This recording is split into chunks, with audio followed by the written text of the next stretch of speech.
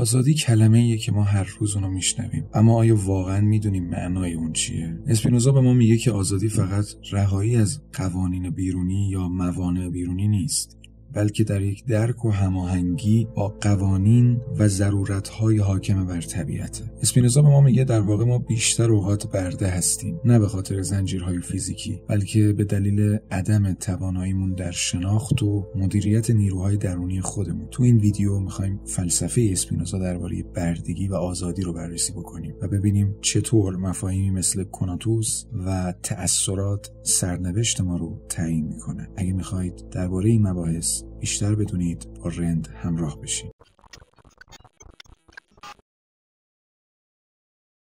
اسپینوزا یکی از مهمترین و انقلابی ترین متفکران مدرن به حساب میاد. تا اونجایی که هگل دربارش میگه فقط درباره کسایی میتونیم بگیم فلسفه خوندن که اسپینوزا رو میشناسن. اسپینوزا تو سال 1632 در آمستردام پایتخت هلند به دنیا اومد، توی خانواده یهودی پرتغالی تبعیدی. این خیلی جالبه که حتی خانواده اسپینوزا هم تبعیدی بودن. سرنوشتی که اسپینوزا بعداً خودش هم بهش دچار شد.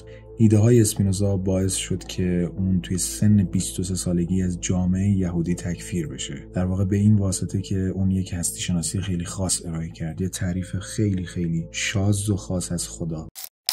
توی فلسفه اسپینوزا خدا در واقع انسان وارگی خودش رو از دست داد. تا پیش از اسپینوزا معمولا وقتی از خدا صحبت میشد اون رو یک انسان کامل در نظر میگرفتن، اما هستی شناسی اسپینوزیستی دیگه اون ویژگی های انسان واره رو از خدا گرفت و خدا و طبیعت رو این همان در نظر آورد و این خیلی خیلی ایده انقلابی بود در زمانه اسپینوزا. البته که تو این ویدیو خیلی نمیخوایم درباره هستی شناسی اسپینوزا صحبت بکنیم، اما این هستی شناسی وحدت وجودی اونم به گونه‌ای که دیگه در واقع اون خدا فاقد ویژگی ها یا شعور انسانی بود، باعث به وجود اومدن و بروز یک شکل خاص از اخلاقیات شد که امروز قرار دربارشون بیشتر صحبت کنیم. برای فهم اخلاقیات اسپینوزا و در واقع فهم دقیق‌تر بردگی و آزادی در فلسفه اسپینوزا باید با یه سری مفاهیم آشنا بشیم. یکی از کلیدی‌ترین مفاهیمی که امروز قرار باش آشنا بشیم مفهوم کناتوس هست که یک نقش محوری در اخلاقیات اسپینوزیستی داره.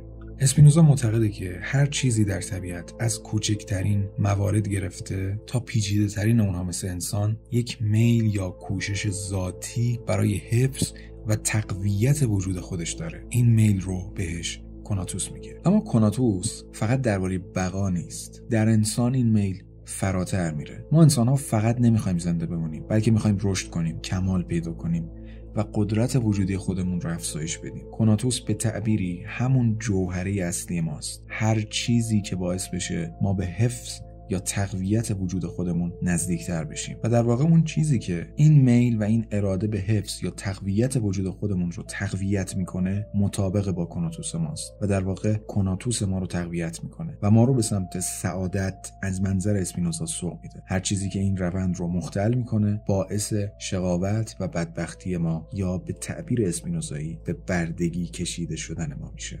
بعد از اینکه درباره کناتوس صحبت کردیم، باید یک مفهوم مهم دیگه در اسپینوزا رو باهاش آشنا بشیم و اونم افکتس یا تأثیرات هستن. تأثیرها یا تأثیرات به زبان ساده حالتها یا تغییراتی هستند که ما انسان‌ها در نتیجه برخورد با جهان خارج از خودمون یا حتی جهان درونی خودمون تجربه می‌کنیم. اسپینوزا تأثیرات رو به دو دسته تقسیم می‌کنه: تأثیرات فعال و تأثیرات منفعل. تأثیرات فعال در واقع زمانی اتفاق میفتن که ما تحت هدایت عقل عمل میکنیم و این عقل یک معنی عام داره، یعنی وقتی که تحت تأثیر یک نیروی منطقی، عقلانی و توأم و موافق با رشد خودمون عمل میکنیم و علت تغییرات درونی خودمون هستیم. این نوع تأثیرات قدرت ما رو افزایش میدن و ما رو به آزادی نزدیکتر میکنند. اما تأثیرات منفعل، اینها زمانی رخ میدن که ما تحت تأثیر نیروهای خارجی هستیم، مثل ترس، خشم یا حسادت.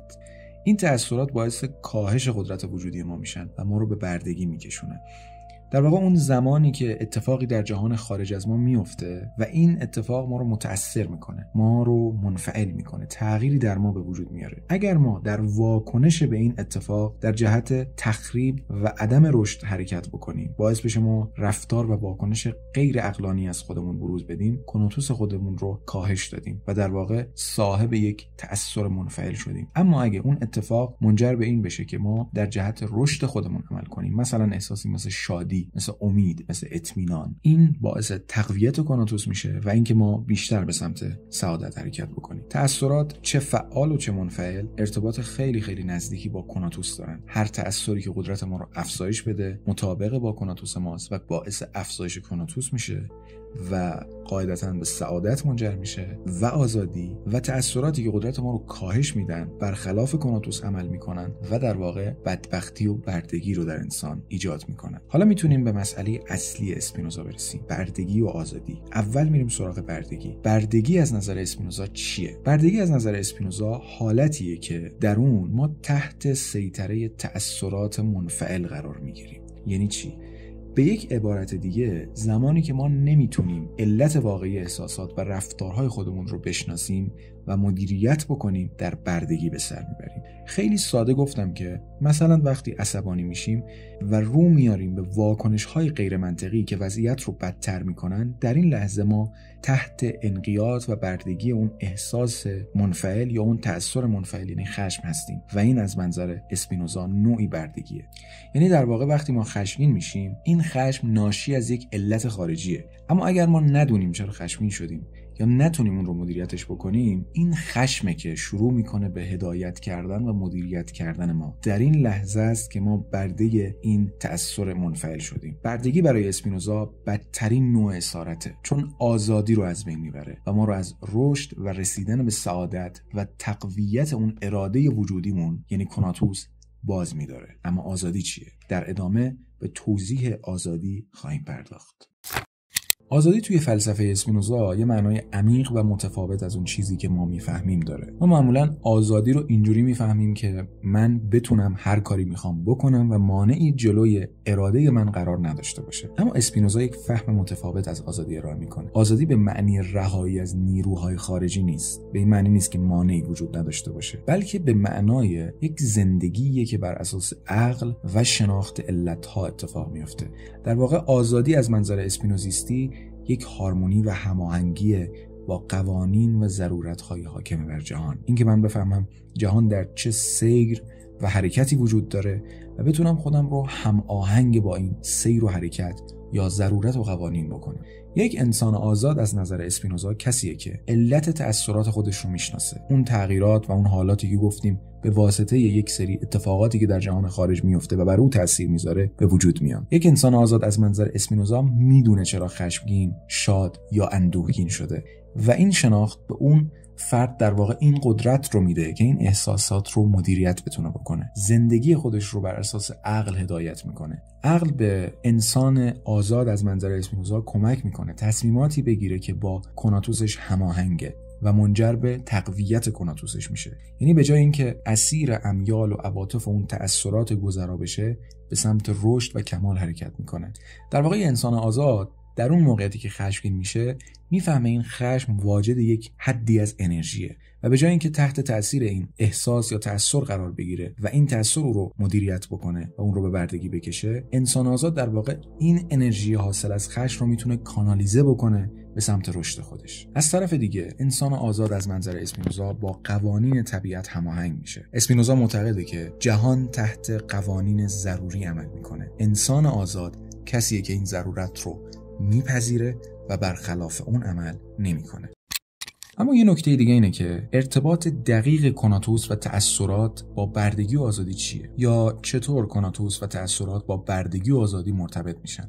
توی یک سطح ساده میشه گفت که اگر تأثیرات ما عمدتاً منفعل باشن، کنوتوس ما ضعیف شده و توی یک سطح ساده و تسامحی میشه گفت که اگر تأثیرات ما عمدتاً منفعل باشن، کناتوس ما رو ضعیف میکنن و این به بردگی ما ختم میشه. اما اگر تأثیرات ما فعال باشن، یا به یک معنی دیگه اگر انسان بتونه تأثیرات حتی منفعل خودش رو تبدیل به تأثیرات فعال بکنه به واسطه کانالیزه کردن انرژی اون تأثیرات منفعل به سمت رشد خودش، کناتوسش رو تقویت میکنه و میتونه به آزادی دست پیدا بکنه. یه مثال بزنیم.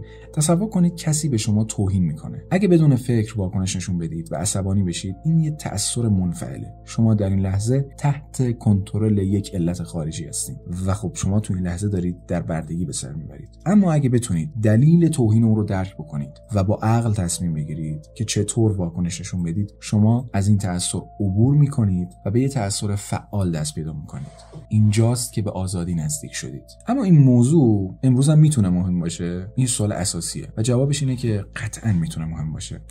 تو دنیای امروز مفهوم بردگی اسپینوزا بیش از پیش مرتبط به زندگی ماست. ما اغلب برده ترس از آینده، شبکه‌های اجتماعی یا تایید دیگران و فشارهای اجتماعی و استانداردهای اجتماعی هستیم. زندگی ما اغلب توسط این تأثیرات منفعل دارن هدایت میشن، نه عقلانیت. اما فلسفه اسپینوزا ما نشون میده که با یک شناخت درست و با تلاش جدی در راستای عقلانی عمل کردن به معنی اسپینوزایی، ما میتونیم به سمت آزادی حرکت بکنیم. آزادی به معنای یک زندگی آگاهانه و هماهنگ با کناتوس و البته هماهنگی کلی‌تر کناتوس با قوانین و ضرورت‌های حاکم بر جهان. توی بخش آخر باید بگیم که بردگی و آزادی در فلسفه اسپینوزا مفاهیم عمیقی هستند که ما رو به تأمل درباره زندگی خودمون دعوت میکنن و من دوست دارم شما یه بار دیگه از خودتون بپرسید که آیا واقعا آزادید یا نه؟ در انقیاد و بردگی اون تأثیرات منفی دارید به سر میبرید؟ آیا تصمیماتی که میگیریم از عقل و شناخت نشأت میگیرن یا نه از اون تأثیرات منفی و منفعل؟ امیدوارم توی این ماجراجویی فکری رندم تونسته باشیم به آزادی و آگاهی شما اضافه کرده باشیم و امیدوارم که تا ویدیو بعد آزاد و آگاه باشیم.